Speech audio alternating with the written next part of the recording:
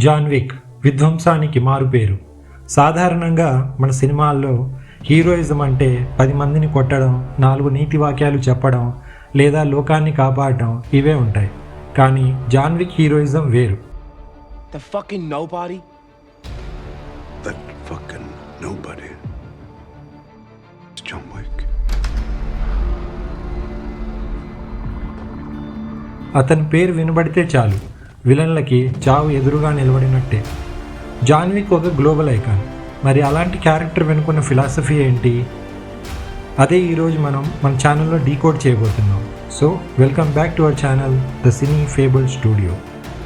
John Wick action సినిమాలలో ఒక cult following ఉన్న ఐకానిక్ క్యారెక్టర్ అది. జాన్ విక్ గన్ పట్టుకున్నాడంటే అది ఖచ్చితంగా ఒక డెత్ సెంటెన్స్. జాన్ విక్కి ఎదురు వెళ్తే చావు ఖాయం అని శత్రువులకు కూడా తెలుసు. అందుకే జాన్ విక్ హీరోయిజంలో ఒక సైలెంట్ ఇంటెన్సిటీ ఉంటుంది.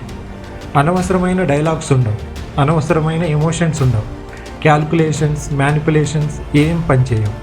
కేవలం focus. John is a man of focus, commitment, sheer will.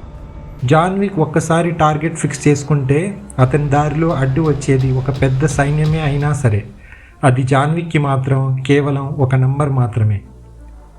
మనం ఎన్నో యాక్షన్ సినిమాలు చూసాం, వాటిలో చాలా పాత్రలు మనల్ని ఇంప్రెస్ కూడా చేశాయి.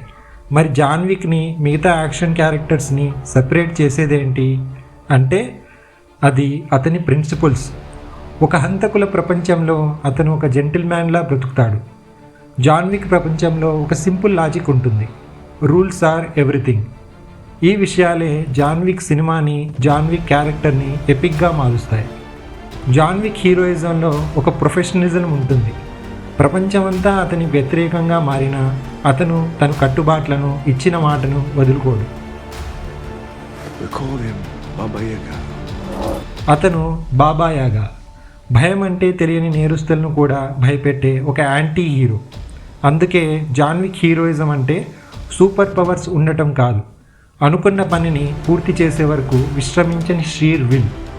ఒక పెన్సిల్తో ముగ్గురిని చంపగలగడం అతని శారీరక బలం కాదు, అది అతని దృఢ నిశ్చయం. సో జాన్ విక్ అంటే కేవలం తుపాకులు, రక్తపాతం మాత్రమే కాదు, తన అస్తిత్వం కోసం ఒక మనిషి చేసే పోరాటం.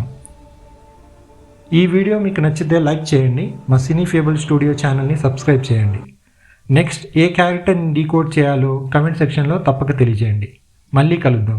Thank you.